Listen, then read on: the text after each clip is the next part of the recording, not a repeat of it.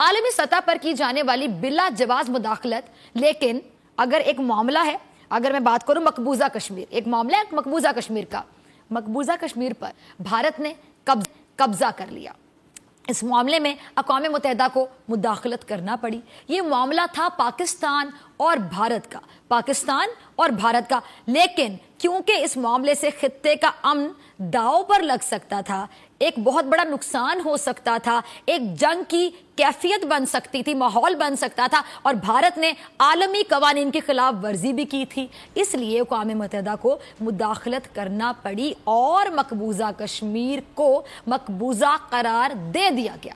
آج بھی مقبوضہ کشمیر کے کشمیری انتظار میں ہیں کہ کب اقوام متحدہ کی قراردادوں پر عمل کیا جائے اور ان کو حق خود ارادیت استعمال کرنے کا موقع دیا جائے۔ اسی طرح ہمیں مداخلت کا شور ملک کے اندرونی سیاسی معاملات میں بھی سنائی دیا، لیکن یہ مداخلت کا جواز بھی کچھ عجیب سا تھا۔ جب کوئی حکومت ڈیلیور کرنے میں ناکام ہو جاتی ہے، اپنا کام ڈیلیور نہیں کر پاتی ہے، کچھ نہیں کر پاتی ہے، آئیڈیاز ہوتے ہیں لیکن جب وہ ڈیلیور کرنے کا موقع آتا ہے تو نہیں کر پاتی ہے، پرفارم نہیں کر پاتی، تو کہتی ہے کہ مداخلت ہو رہی ہے۔ کون کر رہا ہے؟ فوج کر رہا ہے، یہ کہتے ہیں ہارنے والے۔ جب کوئی جمہوری حاکم اپنے وعدے پورے نہ کر پاتا تو کہتا کہ کام نہیں کرنے دیا گیا، فوج نے مداخلت کر دی، ایسا کہتے ہیں۔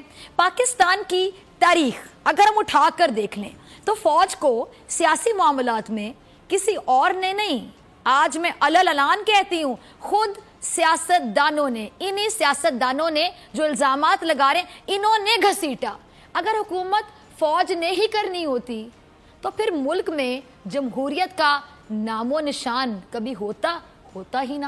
اگر فوج کا ارادہ ہوتا حکومت کرنے کا تو پھر شاید فوج اتنا سپیس ہی نہ دیتی کہ ملک میں جمہوریت بحال ہو سکے، لیکن فوج نے کبھی سیاسی معاملات میں خود کو ان کرنا مناسب نہیں سمجھا، بلکہ یہ سیاست دانی تھے جو حکومت میں ہوتے ہوئے یا پھر اپوزیشن میں ہوتے ہوئے فوج کے پاس جاتے رہے اور بتاتے رہے کہ ملک تباہ ہو رہا ہے، معیشت ڈوب رہی ہے اور اقربا پروری جو ہے وہ عروج پر پہنچ گئی ہے، عوام کا کوئی پرسانے حال نہیں ہے، اب تم ہی آ جاؤ اور ملک کو سنبھال لو، اور پھر مجبوراً فوج کو آنا پڑا، پھر مجبوراً فوج کو آنا پڑا، یعنی فوج کو مداخلت کرنا پڑی ان کے کہنے پر سیاست دانوں سے۔ جب ملک نہ سنبھلا تو فوج نے پھر آ کر مداخلت کی۔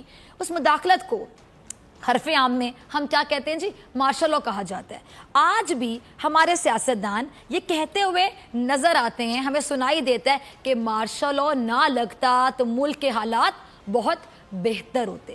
خورشید شاہ صاحب کسی تعارف کے محتاج نہیں، انہوں نے تو یہاں تک کہہ دیا تھا کہ ماضی میں مارشل لا نہ لگتے تو مزید ڈیم بنتے۔ ابھی مداخلت کی بات کو تھوڑا سا روک کر ہم خورشید شاہ صاحب کی بات پر ذرا آ جاتے ہیں۔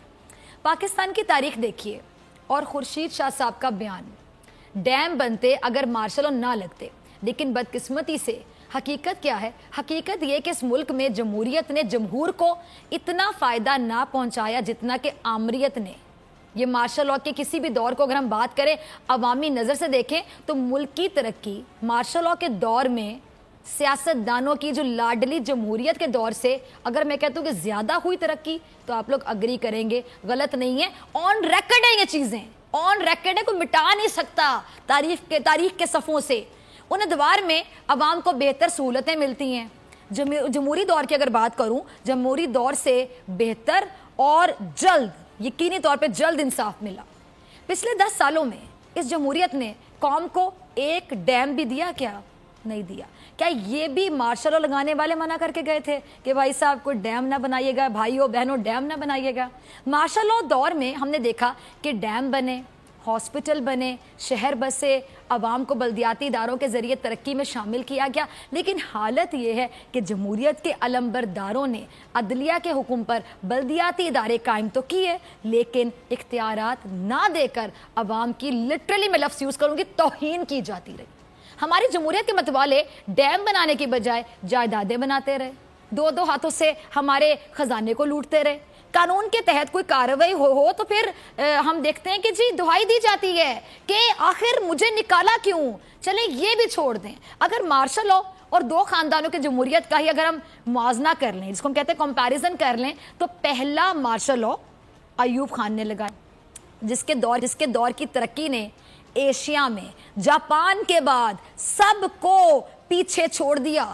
وہ کوریا جس کے متعلق بڑے فخر سے کہا جاتا ہے, تو پاکستان سے ترقی کا راز اور 5 سالہ منصوبوں کی اہمیت معلوم کرنے یہاں آئے تھے. بہت سے ینگسٹرز کو بات پتہ ہی نہیں ہوگی. وہ ایوب خان کا ہی دور تھا.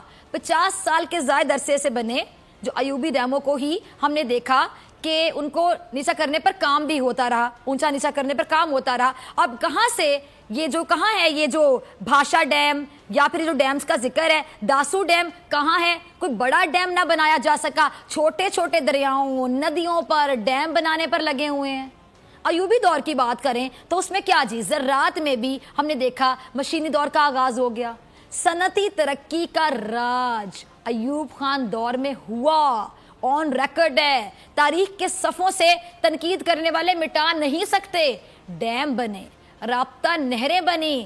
دارالحکومت ایوب خان دور میں شروع ہوا.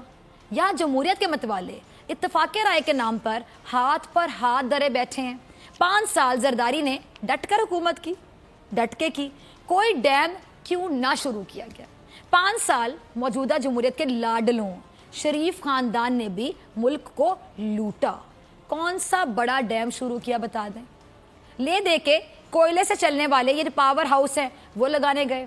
پھر پاور ملے گی یا نہیں ملے گی, لیکن دمے کے مریض پیدا ہو گئے.